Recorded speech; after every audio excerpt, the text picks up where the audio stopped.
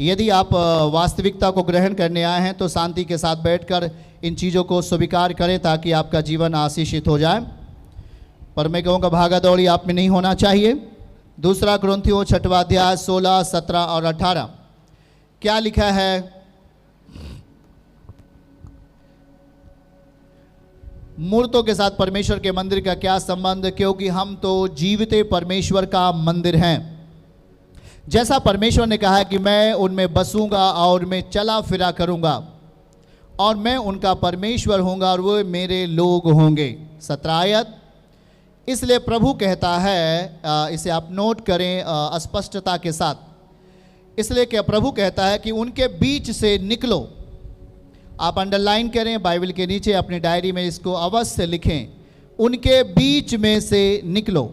आप एक बार मुंह खोल के बोल सकते हैं, उनके बीच में से निकलो और अलग रहो और अशुद्ध वस्तु को मत छुओ, तो मैं तुम्हें अपना बेटा और बेटी करके ग्रहण करूंगा। कौन आपको ग्रहण करेगा?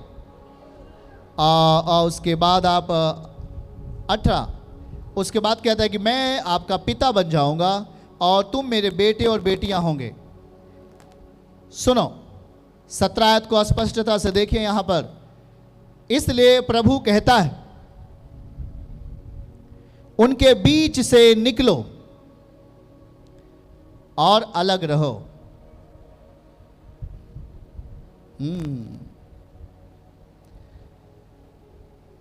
कितने लोग हमारी बातों को सुन रहे हैं? इसलिए प्रभु कहता है उनके बीच में से निकलो। पड़ोसी को बोलो, किसके बीच से निकलना है? हालेलुया। उनके बीच से निकलो और अलग रहो और अशुद्ध वस्तु को मत छुओ, तो मैं तुझे ग्रहण करूंगा अपना बेटा और बेटी करके। आमीन। सुनो, आप अगर इसे समझ पाएंगे तो आज आपकी लाइफ में बड़े काम होंगे। प्रभु कह रहा है कि अशुद्ध चीजों को अलग करो, उसे मत छुओ, और कह रहा है कि उनके बीच से निकल जाओ।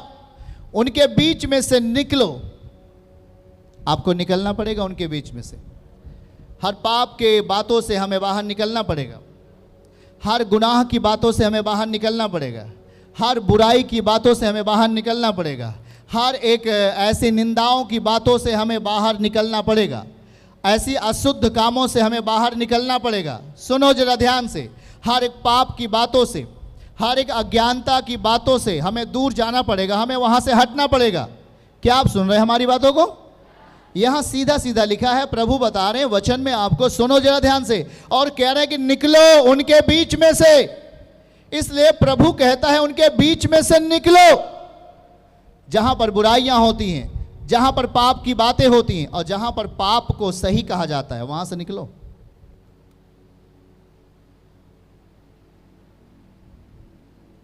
हमें निकलना पड़ेगा वहां से। जहां पर गलत चीजों को सही चीजें कहा जाता है, वहां से निकलो।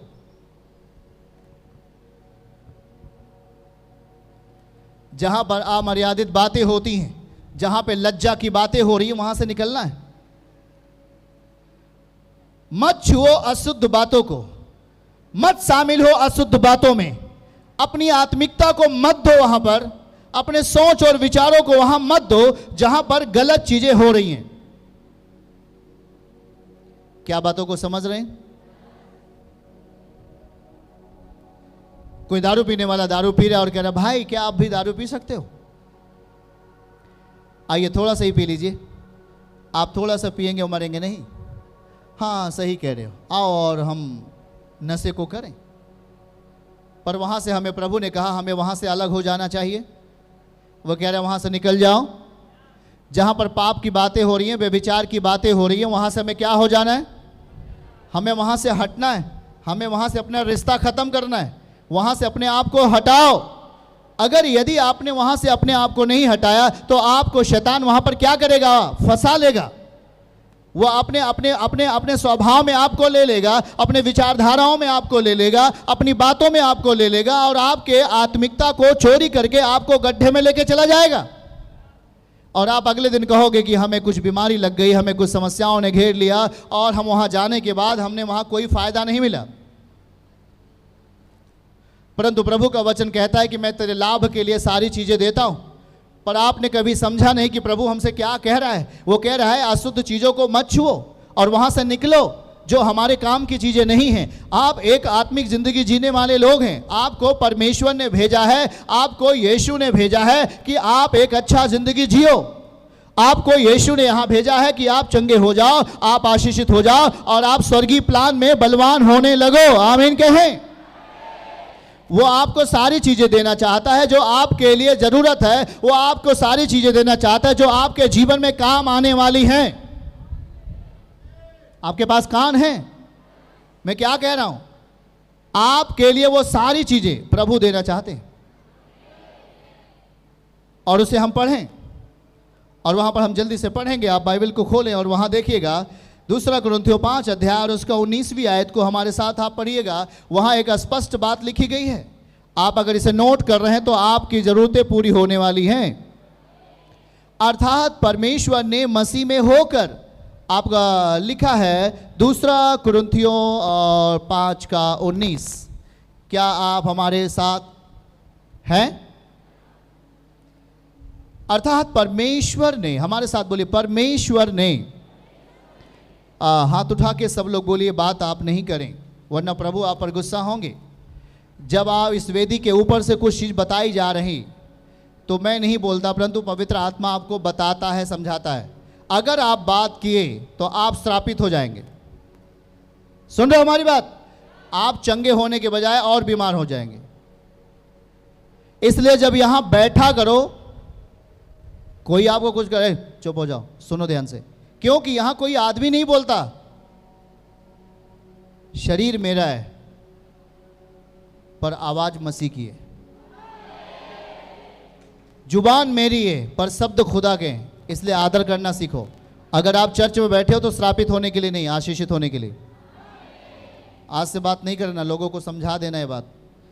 परमेश्वर ने मसीह में होकर, हमारे साथ हाथ उठा के बोलिए, परमेश्वर ने मसीह में होकर अपने साथ संसार का मेल मिलाप कर लिया और उनके अपराधों का दोष उन पर नहीं लगाया और उसने मेल मिलाप का वचन हमें सौंप दिया।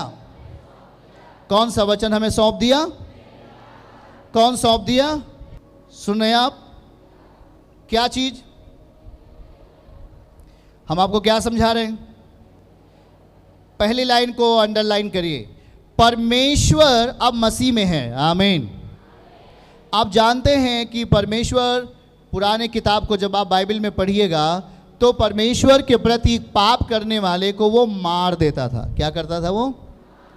जो भी उसके लोग गुनाह करते थे वो उनको सजा देता था, तुरंत तुरंत उनको सजा देता था। एलीसा का एक चेला था गेहजी, जो लालच किया और वो तुरंत सजा पाया।